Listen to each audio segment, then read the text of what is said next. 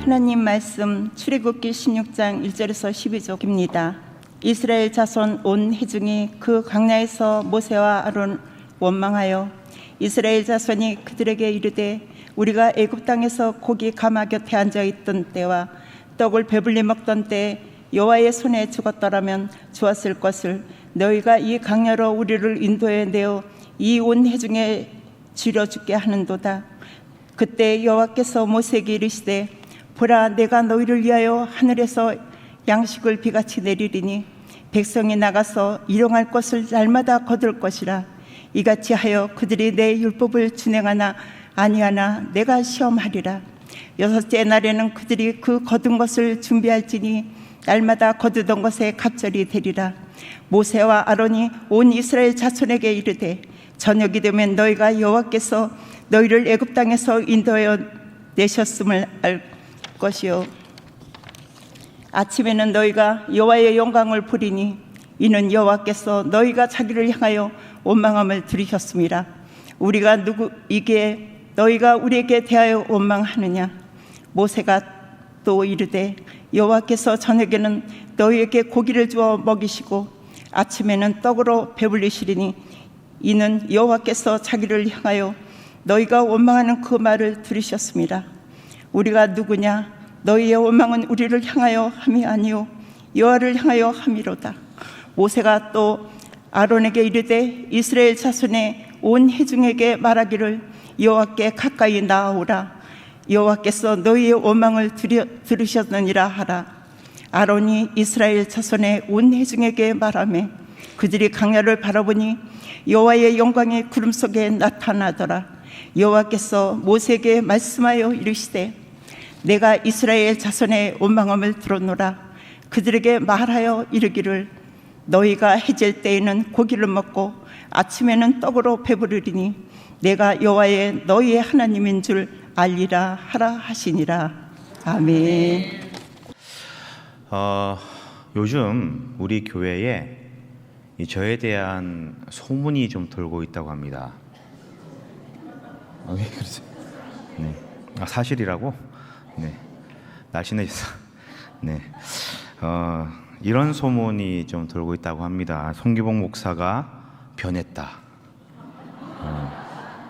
송기봉 목사가 달라졌다라는 소문이 좀 돌고 있다고 합니다.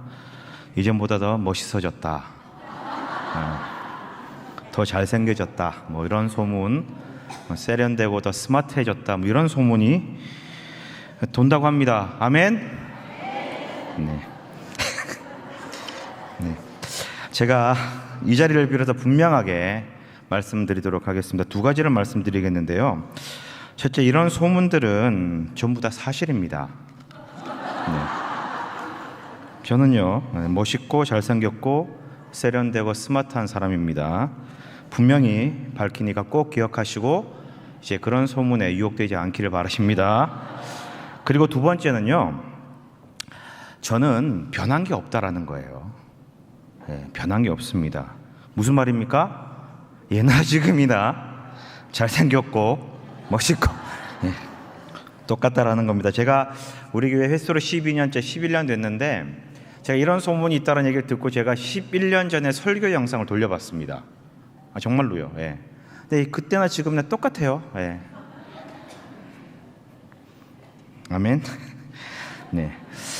변한 게 없더라고요. 예나 지금이나 동일한 모습으로 살아가고 있습니다. 자, 이제 제가 저에 대한 소문을 정확하게 말씀드렸으니까 이제 이런 소문은 없어지리라 믿습니다. 그래서 제가 오늘 설교의 제목을 변한 게 없습니다 라고 그렇게 정해봤습니다.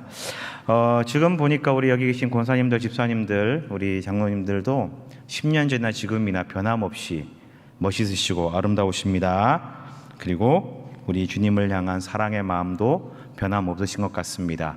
이 믿음과 마음을 잘 유지하고 변함없는 우리 모두가 되기를 간절히 소망합니다.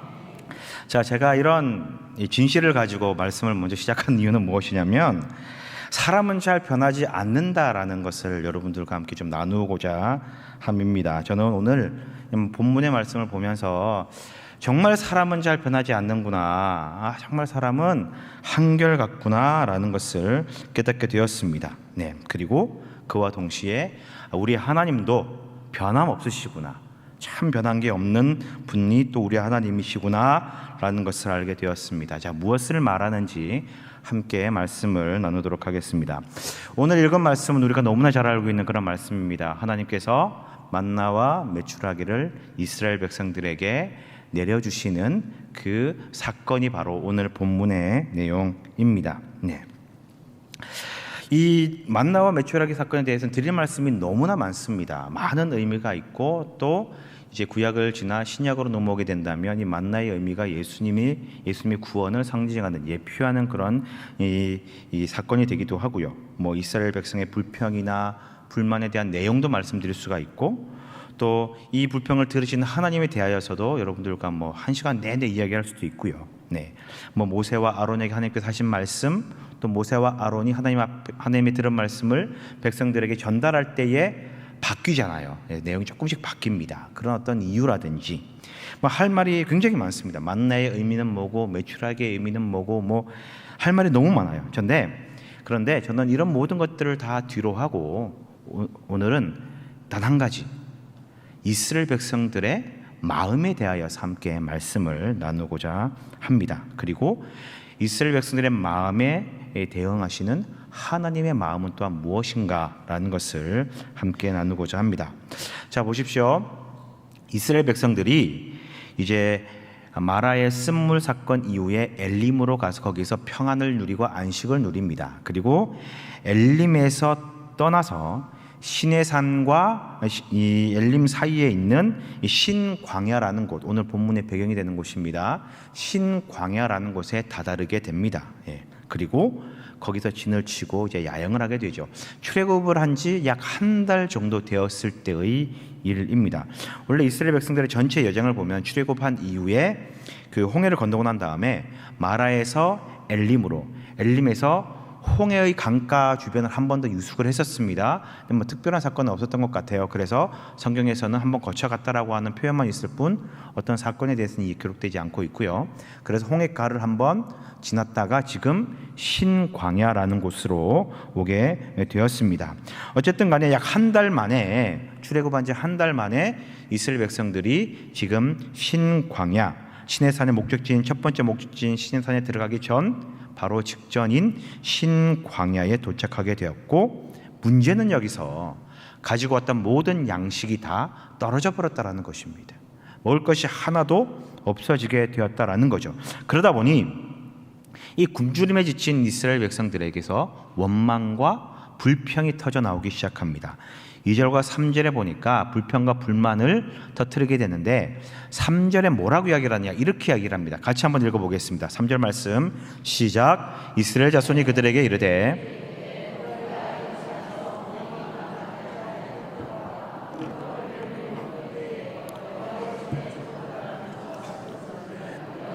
이 광야로 우리를 인도해 내어 이 온 회중이 주려 죽게 하는도다. 자, 잘 말씀을 잘 보시면은 이렇게 이야기를 합니다. 우리가 애굽 땅에서 고기 까막 곁에서 있던 때와 떡을 배불리 먹던 때에, 그때 뭐라고 이야기하죠? 여호와의 손에 죽었더라면 좋았을 것이다 라고 그렇게 이야기를 합니다. 근데 모세와 아론을 향하여서 너네가 우리를 인도해내서 이제 여기서 우리를 다 죽이는구나 라고 그렇게 표현을 하고 있다라는 거죠. 네. 자, 이게 뭐냐면요, 고기도 배부르게 먹었고 떡도 배부르게 먹었다. 차라리 그때 그 시절이 훨씬 좋았다라고 그렇게 말하고 있는 거고, 그러면서 그때 여호와의 손에 죽었으면 좋겠다, 좋았을 것이다라고 그렇게 원망을 하죠. 이 말은요, 하나님께서 애굽에게 10가지 재앙을 내렸을 때에 가장 마지막 재앙이었던 이 장자의 목죽음, 이 장자의 죽음을 의미하는 거죠. 그때 유월절이 생겨나게 되었습니다. 하나님께서 그렇게 생명을 죽이실 때 차라리 그때 우리를 죽이지 왜 여기까지 끌고 우리를 데리고 나와서 여기서 굶어 죽게 하느냐라고 그렇게 원망하는 거죠. 사실 이 말은 다 사실이 아닙니다. 이스라엘 백성들은 애굽에 있을 때에 노예로서 많은 노역들을 감당했었어요. 근데 어떻게 고기 까마 곁에서 마음껏 배불리 떡과 고기를 먹었을까? 그런 경우는 뭐 손에 꼽을 만큼 몇 번 되지 않았을 것입니다. 그럼에도 불구하고 그때는 그래도 조금이나마 배를 굶지 않은 그런 양식이 있었다라는 것을 의미하는 거죠. 네. 가끔 있을 법한 그런 일을 그냥 매일매일 그렇게 있었던 양 그렇게 이야기를 하면서 과장하고 거짓된 말을 지금 하고 있는 거죠. 그리고 무엇보다 죽음에서 건져주신 하나님의 그 놀라우신 구원마저도 부정하고 있고 불평하고 있다는 겁니다. 그런데 이런 이스라엘의 원망을요, 불평을요, 우리 하나님께서 들으셨습니다. 그러면서 내리신 조치가 뭐냐면요, 만나와 메추라기를 주시는 거예요. 네. 사실 이 과정, 즉 이스라엘 백성들이 원망을 하고 불평을 하고 하나님에게 구원도 부정하는 그 모든 내용을 하나님이 들었을 때에 사실 어떤 징계를 내려도 시원치 않고 뭐 강력한 어떤 벌을 내려도 문제 삼을 게 아무것도 없다라는 거죠. 예. 그런데 하나님께서는 그들에게 만나와 메추라기라고 하는 양식을 도리어 주시면서 그들의 필요를 채워 주시는 겁니다. 네.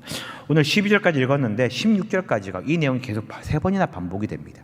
처음에는 하나님께서 모세에게 하신 말씀, 내가 하늘의 양식을 이 비같이 내리겠다라고 하는 그 말씀을 주시고, 그 다음에 4절과 5절에서는 내가 이 원망을 들었다라고 그렇게 말씀하시고, 네.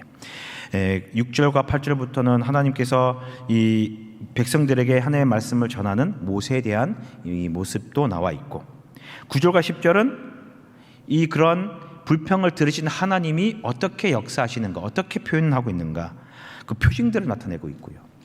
그다음에 11절과 12절은 조금 더 구체적으로 아침에는 무엇을 주고 저녁에는 무엇을 준다라고 하는 구체적인 내용이 들어가 있고, 그리고 13절부터 16절까지는 실제로 그것이 일어난 일들을 증거하고 있다라는 거예요.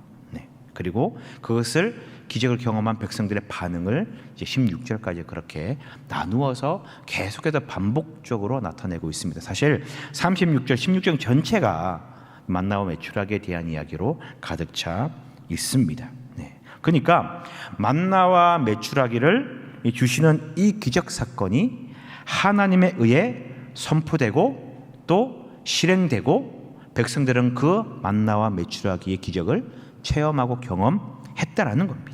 네. 자, 그런데 우리가 여기서 기억해야 될 게 한 가지가 있습니다. 뭐냐면 이런 불평과 불만을 하나님이 들으셨는데 그런 하나님께서 왜 만나와 이 메추라기라고 하는 이 양식을 주셨을까라는 것입니다. 불평하고 불만하고 있는 백성을 향하여 진노를 하시거나 벌하시거나 징계를 하셔도 괜찮았고 시원찮을 판에 하나님께서 양식을 내려주셨다라는 겁니다. 네. 그 이유가 뭐냐? 하나님께서 직접 말씀하셨습니다. 자, 4절을 함께 보겠습니다. 4절 말씀 같이 읽습니다. 시작. 그때 여호와께서 모세에게 이르시되 보라, 내가 너희를 위하여 하늘에서 양식을 비같이 내리리니 백성이 나가서 일용할 것을 날마다 거둘 것이라. 이같이 하여 그들이 내 율법을 준행하나 아니하나 내가. 자, 보니까 모세에게 이렇게 말씀하십니다. 내가 너희를 위하여 하늘에서 양식을 비같이 내릴 것이다. 여기서 비같이 내린다라고 하는 말의 의미도 굉장히 중요하지만 일단은 넘어가고요. 백성이 나가서 일용할 것을 날마다 거둘 것이다 라고 하는 말도 중요하지만 넘어가고, 근데 왜 하나님께서 양식을 비같이 내리느냐라고 하는 의미가 중요하다라는 거죠. 뭐라고 이야기합니까? 이같이 하여 그들이 내 율법을 준행하나 아니하나 내가 뭐 하신다고요? 시험하리라라고 말씀하신다라는 것입니다. 분명합니다. 그들이 내 율법을 준행하나 준행하지 아니하나 시험하시기 위하여 만나와 메추라기를 주신다라는 거죠. 즉 하늘에서 내리는 양식은 하나님의 시험의 도구라는 말입니다. 자, 그러면 하나님께서 내 율법을 그들이 준행하나 안 하나 시험하시기 위해 이 양식을 주신다라고 말씀하셨는데 그 율법, 그 준행해야 될 율법이 뭐냐? 아주 간단합니다. 아주 심플합니다. 매일 일용할 것을 나가서 거두라라는 거예요. 여기서 일용할 것입니다. 하루치만 거두라라는 거죠. 먹을 것이 많이 널려 있으니까 가서 나중에 먹어야지라고 해서 많이 거두어서 저장해 두지 말고 딱 하루치 정해진 양만큼만 거둬라. 그리고 안식일 전날에는 너희들이 안식일에는 쉬어야 되니까 7일째는 쉬어야 되니까 안식일 전날에만 이틀치를 거두어서 안식일에 아무것도 하지 말라라고 하는 이것을 지키라라는 것입니다. 네. 이것이 지켜야 될 그 내용을 하나님께서 말씀하셨습니다. 자, 사실 율법은 하나님께서 언제 주셨느냐?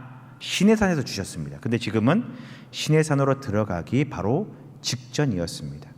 율법이라고 하는 것을 내려주지 않은 상황에서 율법이라고 표현을 하고 있습니다. 왜 율법이라고 표현했을까? 이 의미도 중요한데 그것은 차후에 제가 기회가 되면 말씀드리는 것으로 하고요. 결국 무엇을 말하느냐면 하나님께서 내리신 이 명령을 잘 지키나 그러지 않는가라는 것을 시험하시기 위하여 만나와 외출하기를 내려 주셨다라는 것입니다. 네. 자, 다시 한번 정리하면 하나님께서 율법이라고 표현한 이 명령은 세 가지입니다. 첫 번째, 한 사람이 하루에 일정한 양, 나중에 36절에 밝혀지겠지만 한 오멜씩 거두는 거예요. 한 오멜이 어느 정도냐면은 여러분 그 생수병 2리터짜리 큰 거 있죠? 그게 2리터입니다. 한 오멜이 2.2리터 정도 되는데 그 2리터보다 조금 더 많은 양이 한 오멜, 하루치 양이라다라는 겁니다. 그 한 오멜씩 거두는 게 첫 번째 명령이고 두 번째는 다음 날을 위하여 남겨두지 않는 거예요. 더 많이 거두어서 다음 날 먹어야지, 그 다음 날 먹어야지 저장해 놓지 말라는 거죠.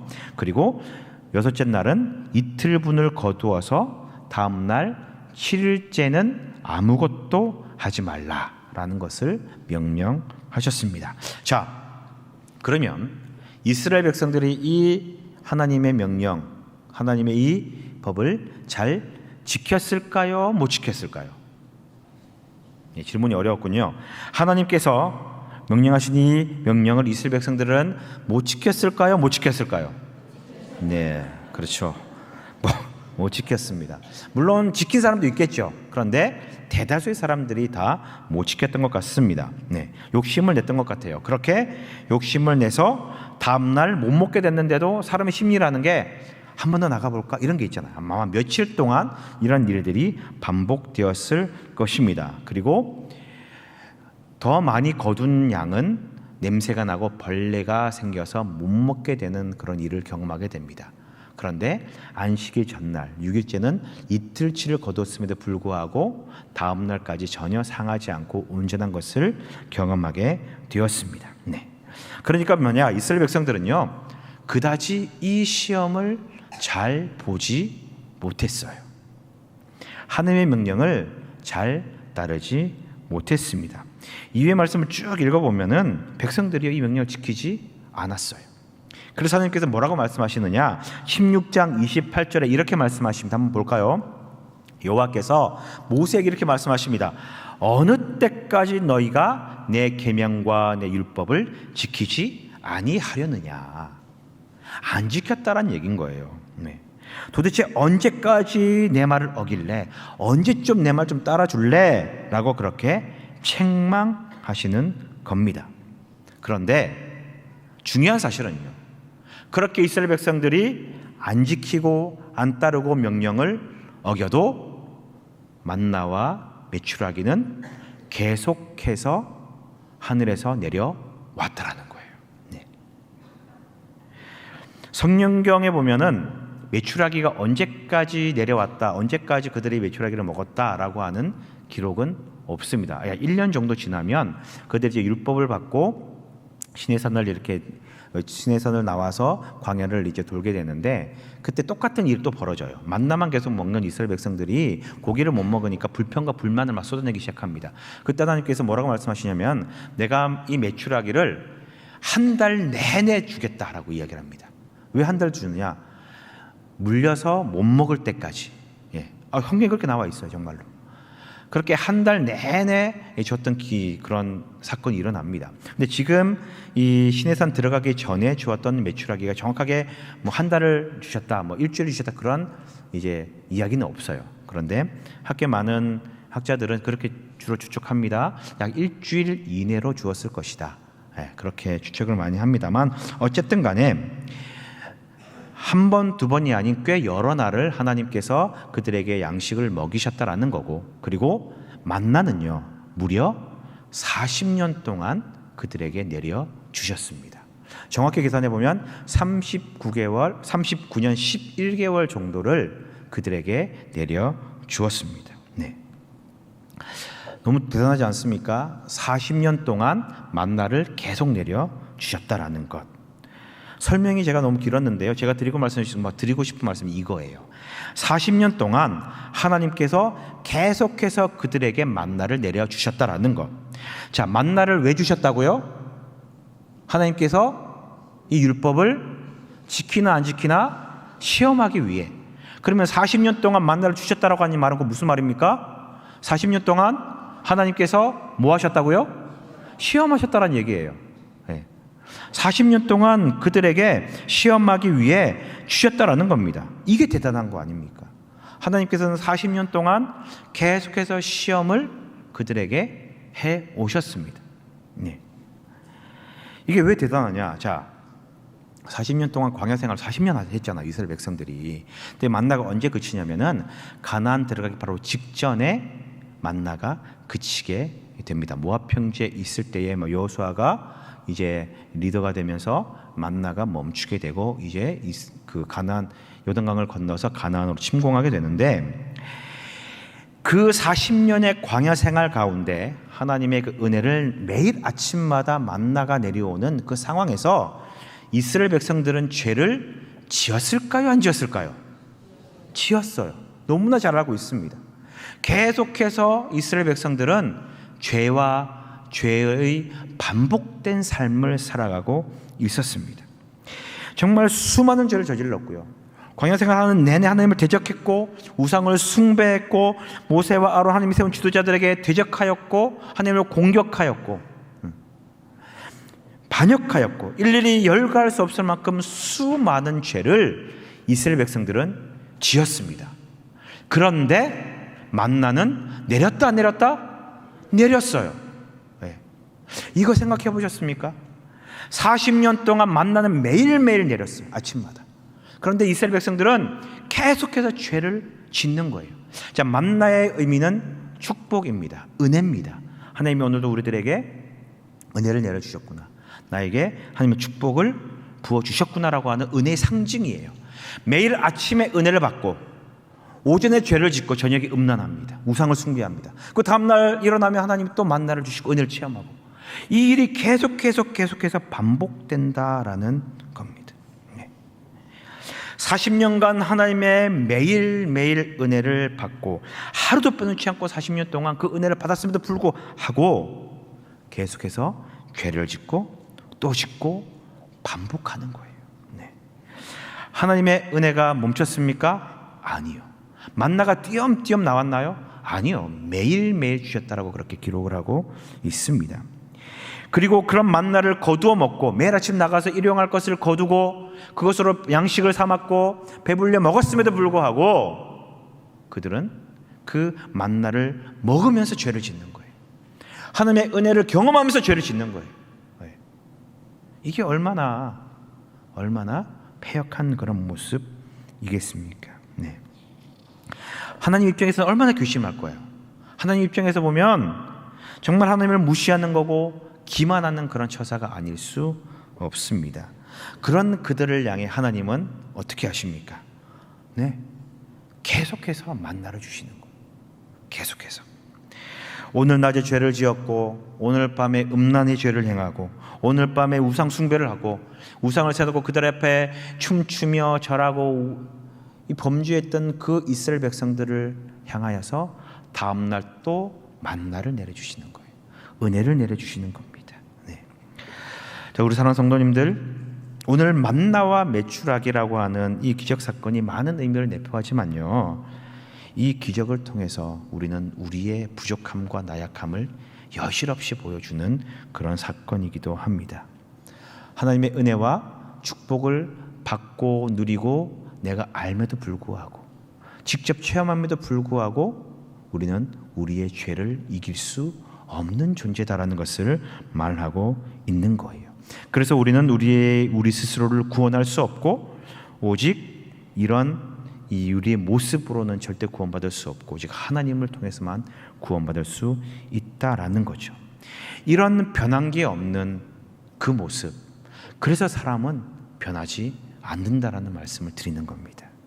그런데 재밌는 것은요, 이 모습은요, 지금 이 이스라엘 백성들의 모습이나 오늘을 살아가는 우리들의 모습이나 별반 다를 것이 없다라는 겁니다. 출애굽 이후에 오늘 2023년도죠. 오늘까지 약 몇 년이 지난 줄 아십니까? 학자마다 사람들마다 출애굽의 시기를 연도를 다르게 보지만 가장 최근으로 본다면 약 1290년, 그러니까 기원전 1290년이니까 여기서 2023년을 더하면 3300년 정도 전입니다.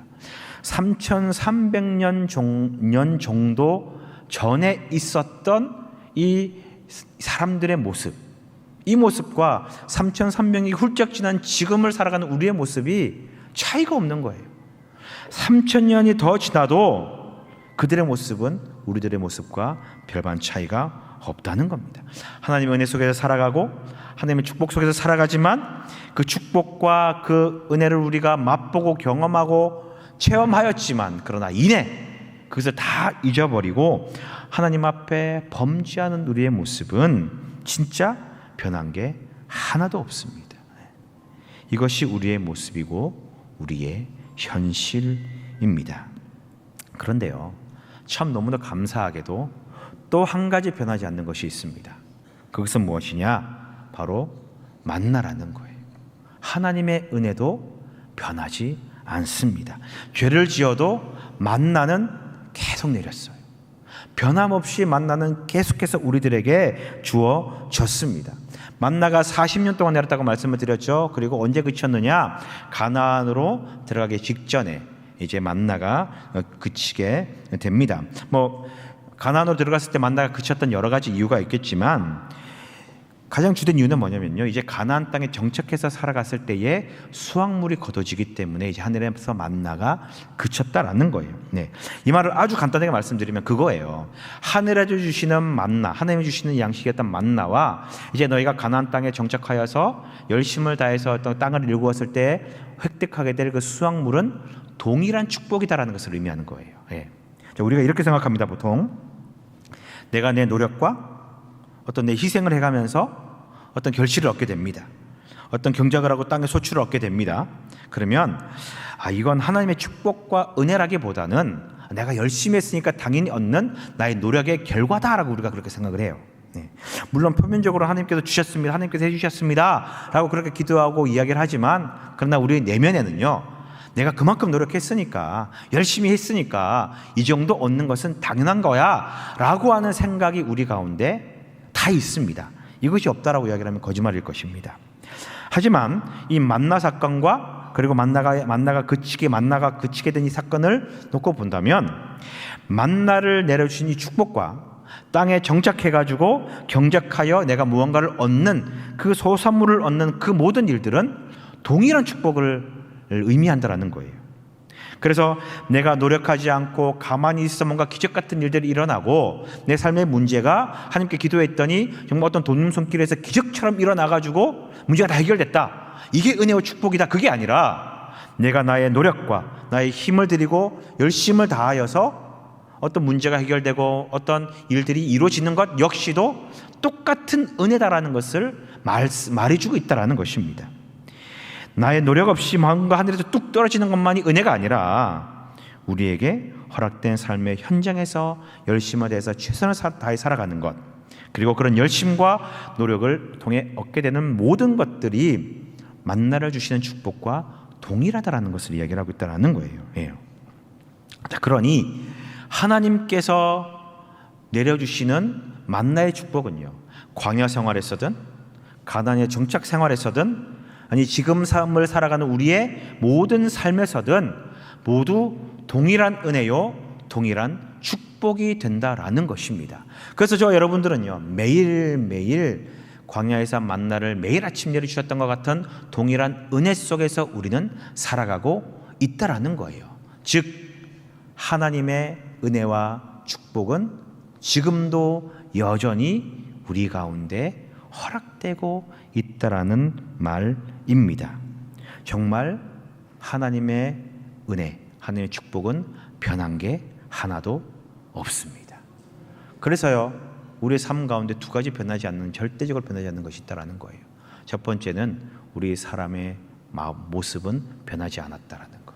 그리고 두 번째는 하나님의 사랑과 은혜 역시도 변하지 않았다라는 것입니다. 네. 그러니까 우리가 이제 깨달아야 되는 거예요. 무엇을 깨달아야 되느냐? 하나님의 은혜는 여전히 나에게 변함없이 임하고 있구나. 하나님은 변함없이 나에게 은혜를 계속 베풀어주고 계시구나. 그리고 만나를 주신 이유가 무엇이냐고요? 우리를 향한 하나님의 시험이다라는 겁니다. 우리가 은혜를 누리는 것, 하나님 주신 축복 속에서 살아가는 것, 이 모든 것들이 우리에게 주신 하나님의 시험이다라는 것을 기억하시기 바랍니다. 무슨 시험이요? 하나님의 말씀을 잘 따르고 살아가느냐, 준행하느냐, 준행하지 않느냐라고 하는 시험을 우리는 계속 받고 있다라는 것입니다. 네. 그런데 중요한 것은 이거예요. 우리는 하나님의 은혜를 받고 살아감에도 불구하고 또 죄를 지을 수밖에 없는 존재다라는 겁니다. 제가 예언 한 가지 할까요? 사랑하는 성도님들, 여러분들은 분명히 또 죄를 지을 것입니다. 네. 이건 누구나 다 뻔히 아는 그런 내용입니다. 하나님의 말씀을 거역할 것이고 하나님 앞에 범죄하게 될 것입니다. 왜? 사람은 변하지 않으니까요. 우리의 속성인 죄, 이 죄가 계속 남아 있으니 죄를 지을 수밖에 없게 되는 것입니다. 그러나 그럼에도 하나님의 은혜와 축복이 우리들에게 계속해서 임한다라는 이 사실이 우리들에게 얼마나 큰 위로가 되고 큰 힘이 되는 줄 모릅니다. 그래서 계속해서 나에게 이루어진 이 하나님의 축복이 내가 하나님의 뜻을 잘 따라 살아가고 있는지 안 살아가고 있는지 하나님의 테스트, 하나님의 시험이라는 것을 기억하시고 이 시험에 통과하기 위해 정말 열심을 다하여 하나님의 뜻을 준행하기 위해 노력하며 살아가야 된다라는 것입니다. 근데 잘 안 됩니다. 힘들어요. 죄를 또 짓습니다. 그러나 그럼에도 불구하고 계속해서 우리는 하나님의 이 시험을 통과하기 위해 노력하고 또 애를 써야 된다는 거예요. 하나님의 뜻대로 살도록 하나님의 말씀을 준행하면서 살기 위해 노력하는 그 모습을 우리 하나님은 보시고 우리를 받아주시는 거예요. 예. 우리의 이런 노력과 애씀, 열심을 보시면 비록 우리가 죄 가운데 있긴 하지만 하나님은 우리에게 만나와 같은 기적, 아니 더 큰 기적과 은혜를 우리 삶에 허락하여 주실 줄 믿습니다.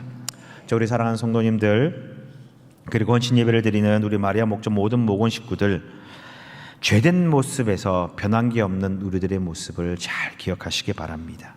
그리고 그런 죄악된 우리의 모습이지만 여전히 변함없이 계속해서 우리들에게 은혜를 내려주고 계시는 분 또한 우리 하나님이심을 기억하시기 바랍니다.